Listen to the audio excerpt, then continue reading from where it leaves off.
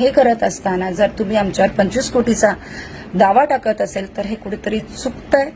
हा चित्रपट न बनवून देण्यामागे तुम्ही जे केलेलं आहे हे खरं आहे का? महाराष्ट्र एप्स्टीन फाईल्स चित्रपटाचा फक्त टीझर प्रदर्शित झाला आणि राज्याच्या राजकीय वर्तुळासह मनोरंजन क्षेत्रात मोठी खळबळ उडाली. राष्ट्रवादी काँग्रेसच्या नेत्या रुपाली चाकणकर यांनी चित्रपट निर्माते, दिग्दर्शक आणि अभिनेत्री दीपाली सय्यद यांच्या विरोधात तब्बल 25 कोटी रुपयांचा नुकसानीचा दावा दाखल करत कायदेशीर नोटीस बजावली. त्यानंतर आता चित्रपटाच्या टीमने पहिल्यांदाच मौन सोडत पत्रकार परिषदेत आपली भूमिका स्पष्ट केली. पुण्यात झालेल्या पत्रकार परिषदेत चित्रपटाचे दिग्दर्शक म्हणाले, आमचा हा सिनेमा सत्य घटनेवर प्रेरित असला तरी यात कोणत्याही व्यक्तीचं नाव किंवा कोणत्याही व्यक्तीची ओळख वापरण्यात आलेली नाही. कोणाचीही मानहानी करण्याचा आमचा हेतू नाहीये. रुपाली चाकणकर यांनी 25 कोटींचा दावा ठोकला आहे. त्याला आमची कायदेशीर म्हणजेच लीगल टीम उत्तर देईल. पुढे त्यांनी सांगितलं, माझे यापूर्वीचे सिनेमे देखील स्त्रियांसह मुलींवर झालेल्या अत्याचाराविरोधात आवाज उठवणारे होते. समाजात जागृती करण्याच्या उद्देशाने बनवले होते.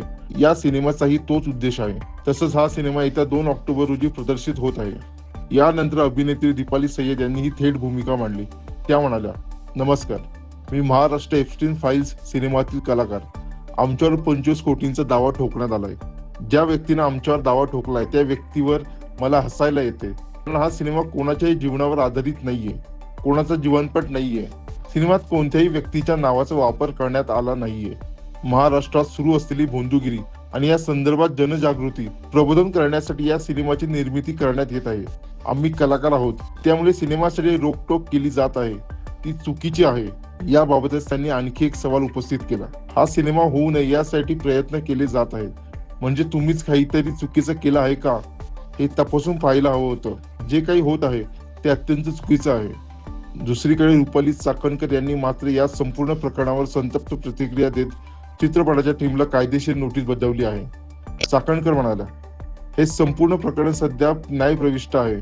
चित्रपट सृष्टीचा नियम आहे की कोणत्याही जिवंत व्यक्तीवर आधारित पात्र पडद्यावर साकारताना संबंधित व्यक्तीची लेखी परवानगी घेणं आवश्यक आहे.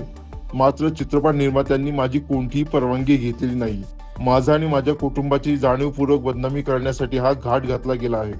म्हणूनच मी निर्माते, दिग्दर्शक आणि दीपाली सय्यद यांना 25 कोटींची कायदेशीर नोटीस बजावली आहे. आता या वादाचं पुढे नेमकं काय होणार?